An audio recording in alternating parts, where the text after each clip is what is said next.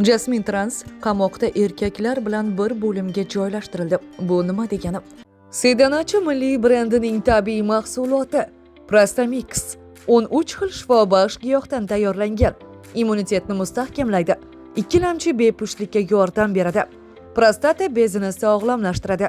Tahorat ushlab tura olmaslik kabi erkaklik muammolariga foyda berib kelmoqda. Biz faqat sinalganini tavsiya etamiz. Hoziroq buyurtma bering va sog'ligingizni tiklang. Videoni oxirigacha ko'ring va video ostida bir dona like tugmasini bosib qo'yishni unutmang. So'nggi yangiliklarda aytilishicha, Jasmin Trans qamoqqa olingan va u erkak mahbuslar bilan bir bo'limga joylashtirilgan iddao qilinmoqda. Instagramdagi reelslarda Jasmin Transni nega erkaklar bilan bitta bo'limga qamashdi degan sarlavhalar ko'pchilikka tarqaldi.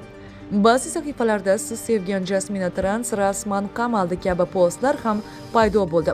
YouTube'dagi ham Jasmin Trans qamaldi va Jasmin Trans nimaga qamaldi kabi videolar katta tomoshaga aylandi. Chunki Jasmin Trans pasportida hali ham u erkak degan yozuv ostida degan sarlavhalar ham ko'paymoqda. Lekin shu holat orasida hech qanday ishonchli huquqiy hujjat yoki rasmiy bayonotga duch kelingani emas.